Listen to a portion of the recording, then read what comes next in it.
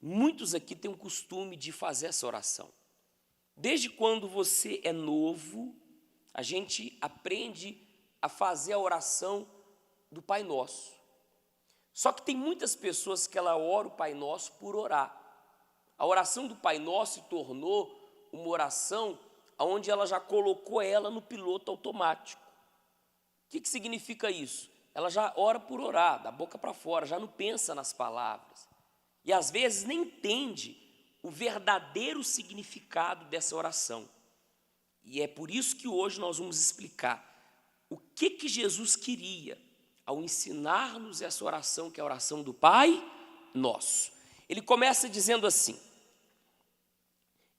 vamos no versículo 7, primeiro. E, orando, não useis de vãs o quê? Repetições, como os gentios, que pensam que por muito falarem serão o quê? Ouvidos. O que é a oração? A oração é uma conversa. Só que é uma conversa com Deus, por isso que se chama oração. Quando você conversa com teu vizinho, com teu filho, com teu parente, você toda vez que você conversa com ele, você repete as mesmas palavras? É a mesma conversa? Não. Cada dia que você conversa é um assunto. Cada dia que você conversa é um assunto. Só que tem pessoas que ela se tornou uma pessoa que ela colocou a vida espiritual dela no piloto automático. Então, toda vez que ela ora a Deus, que ela conversa com Deus, são as mesmas palavras, a mesma oração, a mesma palavra, a mesma oração, o mesmo vocabulário. E na oração, a gente vê a falta de intimidade que aquela pessoa tem com Deus. A gente vê a carência espiritual daquela pessoa, a fraqueza que há dentro dela. Tem pessoas que nem orar, ela tem mais força. Nem para orar ela tem mais força. Na hora da oração ela fica aérea, fica de olho aberto. Parece que ela não está no lugar. Ou então ela fica ali repetindo as palavras do pastor. Mas quando a pessoa ela tem intimidade com Deus, você vê que cada momento que ela entra na presença de Deus, cada oração que ela faz, a conversa é diferente, porque cada dia ela vai ter uma necessidade. Por exemplo, quarta-feira você veio aqui, você tinha uma necessidade. Hoje você está aqui, a necessidade já é outra. Ou então continua sendo a mesma, que é da sua salvação, que é o batismo com o Espírito Santo. Mas sempre você pode falar com Deus de uma forma íntima. E como que eu faço isso? Quando eu penso nas minhas palavras antes de falar. Quando eu penso nas minhas palavras antes de falar. Diz aqui assim, ó, vamos lá, em seguida. Não vos assemelheis, pois, a eles, porque o vosso Pai sabe o que vos é necessário, antes de vós o que lhe pedirdes. Portanto, vós orareis assim: Pai nosso que estais nos céus. Ou seja, a primeira parte da oração do Pai Nosso, ele manda a gente chamar ele de quê? De Pai. Ou seja, já entrar na presença de Deus como filho, como um servo. Quem é o servo? O servo é aquele que serve ao seu Senhor. Então, para a oração do Pai Nosso, de fato, se tornar na sua boca, nos seus lábios, uma oração verdadeira, você tem que agir como filho aqui embaixo. Você tem que se comportar como filho. Você tem que viver como filho, não só dentro da igreja, mas fora da igreja, na faculdade, no trabalho, em casa. E não só como filho, mas como servo. Então, a gente já inicia a oração dizendo: Pai nosso que está no céu. Aí ele continua: santificado seja o teu nome. Quem representa Jesus? Eu represento Jesus. Você representa Jesus na tua casa. Você representa Jesus no teu trabalho. Você está aqui na igreja, você é um representante de Cristo. Nós somos a luz do mundo, não foi o que Jesus disse? Nós somos o sal da terra. Então, se eu estou entrando na presença de um Deus que é santo, que é separado, então eu tenho que estar santificado. Eu tenho que estar separado do mundo. Eu não posso querer entrar na presença desse Deus cheio de entulho, cheio de lixo. Por isso que a primeira coisa que eu faço quando eu quero que o Espírito Santo habite em mim, me santifique, more em mim, eu tenho que tirar o entulho, eu tenho que tirar o lixo, eu tenho que tirar o pecado, eu tenho que tirar de dentro de mim tudo aquilo que me impede de viver uma vida de santidade, uma vida de obediência, uma vida de retidão, uma vida de fidelidade, uma vida de servo, uma vida de filho. Aí ele diz aqui em seguida, coloca o próximo versículo, por favor. Venha o teu reino. Venha o teu reino. Você vê que a gente prega, quando a gente abre a Bíblia, a gente prega aqui no púlpito, a gente prega o evangelho do reino. A gente prega o reino de Deus. Mas cedo ou mais tarde, o reino de Deus vai vir. E nós que o tivemos como pai durante a vida, nós que nos comportamos como filho, nós que no meio desse mundo sujo, nesse mundo cheio de lama, nos mantemos limpos, nós vamos morar com Ele nesse reino. Nós vamos habitar com Ele nesse reino. Mas o reino de Deus não começa quando Jesus voltar, quando Ele travar a luta do Armagedon, quando Ele buscar a igreja e descer o reino, quando depois do julgamento, do juízo final. O reino de Deus começa dentro de mim. O reino de Deus começa quando o Espírito Santo ele passa a habitar dentro de mim. Então, eu passo a desfrutar do reino de Deus nesse mundo. Então, o mundo pode estar desabando, mas porque dentro de mim eu estou no reino de quem? Eu vou estar de pé. Nada vai me atingir. Todo mundo pode estar cabisbaixo, todo mundo pode estar triste, mas porque eu tenho o reino de Deus dentro de mim, eu vou estar feliz, porque eu não sou do mundo. Eu vivo no mundo, mas eu não sou do mundo, porque eu habito no reino de Deus. No reino de Deus que há dentro de mim. E por que o reino de Deus está dentro de mim? Porque eu optei em viver como filho. Eu optei em viver uma vida de santidade. É fácil? Não é. Porque para você ter o reino de Deus dentro de você, você tem que se afastar do reino do mundo. Você tem que se desligar das pessoas que te ligam ao mundo. Você tem, como a gente vai ler em seguida, se afastar das tentações, dizer não para as tentações. Aí diz aqui, venha a nós o teu reino, seja feita a tua, assim na terra como, ou seja, quem quer o reino de Deus tem que fazer a vontade de Deus. Não adianta você querer entrar na minha casa, você é um visitante, você está entrando na minha casa. Você não pode entrar na minha casa, chegar e abrir a geladeira, porque não é a tua casa, é a minha casa. Você não pode entrar na minha casa e ir lá no meu guarda-roupa, pegar uma roupa minha e vestir. Você não vai fazer isso. Você não está na tua casa. Mas quando você faz a vontade de Deus, você passa a morar no reino de Deus. Você passa a morar com Deus. Então você pode abrir a geladeira do reino de Deus, porque você faz parte daquela casa. Você faz parte daquele lugar. Então toda a vida que o reino de Deus proporciona, você tem.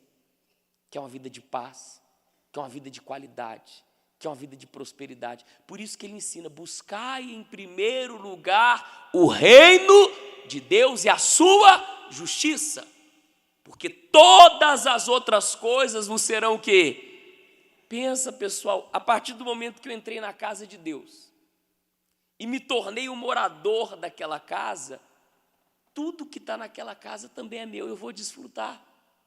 Então não preciso ficar me preocupando, a prosperidade que eu preciso vai vir. Ele sabe o que eu preciso. A cura que eu preciso vai vir. A bênção no meu casamento que eu preciso vai vir. E porque eu estou morando, habitando no reino de Deus, o reino de Deus está dentro de mim, eu vou ter sabedoria, você vai ser uma mulher sábia. É a mulher sábia que vai edificar a casa, que vai ter uma família abençoada, que vai ter um casamento abençoado. Porque eu tenho o reino de Deus, eu vou ser um homem prudente. Porque eu tenho o reino de Deus dentro de mim, eu vou ser uma pessoa bem-sucedida em todos os sentidos. Aí ele em seguida fala, o pão nosso de cada dia nos dá hoje. Ou seja, você sempre tem que se alimentar. O pão é um alimento. E é todo dia. O pão é de todo dia. Quando Deus mandou o maná, que era o pão nosso de cada dia, qual que foi a ordem de Deus? Que aquele maná tinha que ser consumido naquele dia. Não podia se guardar para outro dia. Aqueles que eram rebeldes, que guardaram para outro dia, porque era muito, porque nada que Deus faz é limitado, tudo que Deus faz é sem limite, era muito, era em abundância. No outro dia, quando eles foram lá para pegar o pão, como é que o pão estava? Estava podre. Estava com bicho. Então você não pode deixar de cuidar da sua vida espiritual. É o alimento de cada dia. Você não pode alimentar a sua matéria e esquecer de alimentar o seu espírito. Todo dia você tem que estar ali lendo a Bíblia. Ou sempre no máximo que você puder. Todo dia você deve, quando acordar, eu oro sempre quando eu acordo, quando eu durmo. A oração do Pai Nosso. Eu faço a minha oração. Você está enfrentando uma luta, você vai fazer a tua oração. Tem coisas que você resolve com as pessoas, tem coisas que você só vai resolver com quem? Com Deus. Isso é você se alimentar. E não só orar para ter benefício, para pedir a Deus para abençoar ciclano, beltrano, fulano, para prosperar, mas orar para que a sua alma seja alimentada, para que espiritualmente você seja uma pessoa alimentada. Então você tem que ter esse pão de cada dia. O que mais a gente tem é isso. Você tem oportunidade. O véu se rasgou, hoje você tem acesso a Deus em qualquer lugar.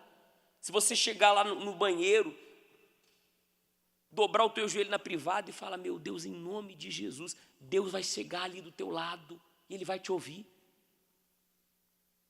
E Ele vai te ouvir e vai te fortalecer. Mas você tem que pedir a Ele o pão de cada dia. Você tem que buscar esse pão todos os dias. Não pode ter um dia. O dia que você se esquecer da sua salvação, o diabo te pega. O dia que eu me esquecer da minha salvação, o diabo me pega. Então o diabo, ele trabalha com distrações. E as maiores distrações do diabo, para nos desligar de Deus, para nos afastar de Deus, para fazer com que nós nos esquecemos desse pão, são os problemas. São os problemas. Pedro afundou quando ele olhou para o problema, que eram as ondas. Quando você olha para o problema, você se afunda. Então, mesmo com o problema, continue buscando o pão de cada dia, continue olhando para Deus.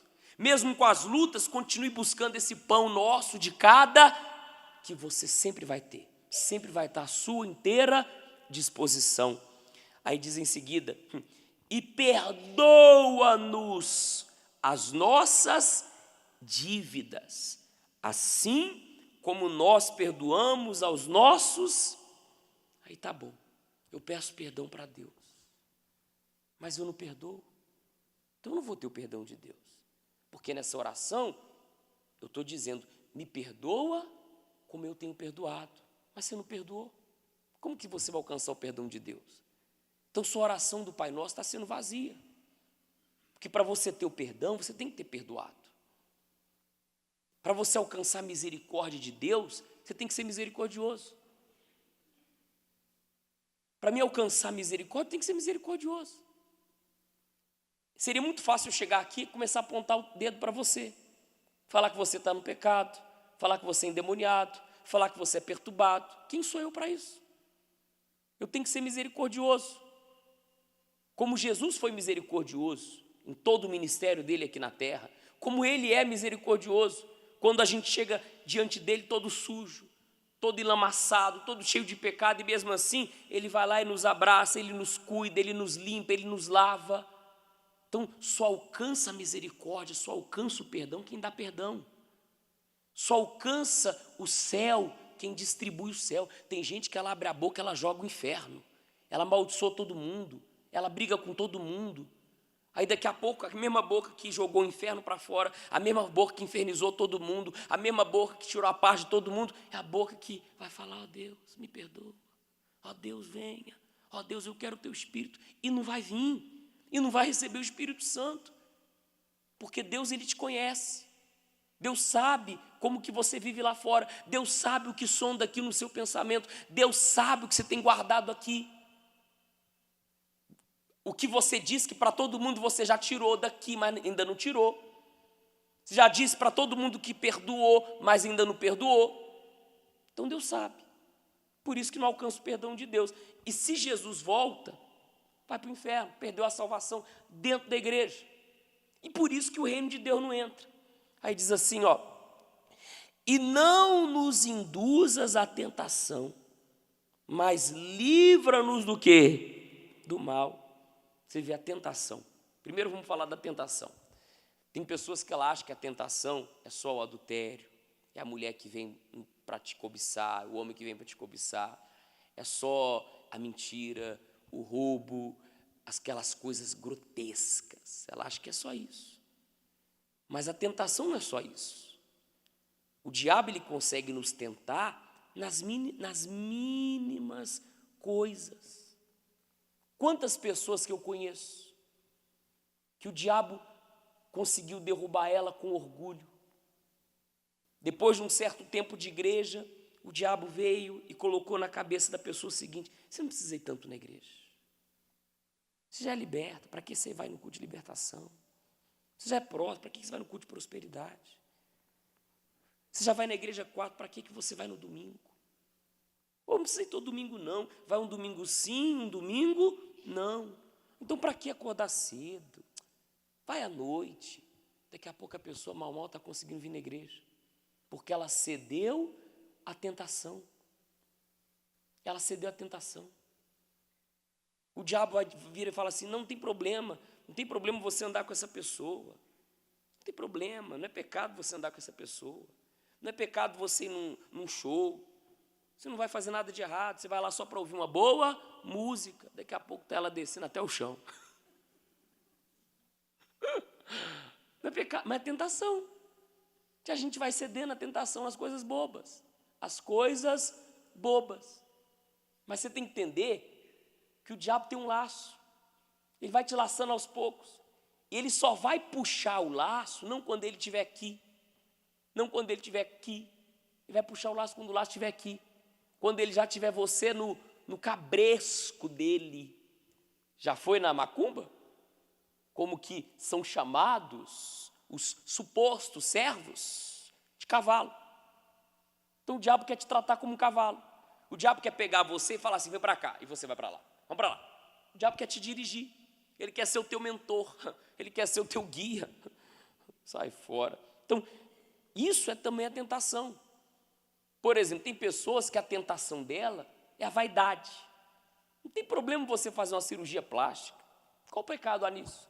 Não tem problema você botar um botox para tirar o pé da galinha. Qual o problema nisso? Não tem problema você fazer uma cirurgia. Mas você vê que tem pessoa que ela já se transformou de tanta cirurgia. Se acender um fósforo, ela derrete. Tive essas atrizes aí, que eram bonitas, e hoje tanta cirurgia, tão feias, deformadas. Uma tentação, também é uma tentação. Por isso que na Bíblia fala: tudo me é lícito, mas nem tudo me convém. Tudo tem um limite. Tudo tem um limite. É igual quando a gente fala de bebida. Ah, mas não está escrito que beber é pecado, mas embriagar-se é. Então quer dizer que você vai beber e não vai se embriagar. Aí a pessoa, o diabo fala: vai lá, não tem problema não, toma uma taça de vinho. Uma taça de vinho. Vinho gosto, bota mais um. Bota mais um. Daqui a pouco, bota mais uma. Já a taça está de um lado, o vinho está do outro. Tentação. Se ficar só na tacinha de vinho, qual o problema? Tomou lá no jantar com a família. Mas tem gente que não tem estrutura para isso. Tem gente que já foi viciado, tem gente que já foi alcoólatra. A gente tem aqui domingo 3 da tarde a reunião da cura do vício. Tem gente que não tem estrutura. Então, meu caro, se você não tem estrutura, não bebe nem uma gota. Sai fora dessa tentação. Cuidado. Próximo, diz assim: mas livrai-nos do quê? Você tem que orar. Você veio hoje aqui para a igreja, você respeitou os sinais direitinho, você andou na tua faixa, você não foi além da tua velocidade, mas você tem que orar sempre para Deus te livrar do mal.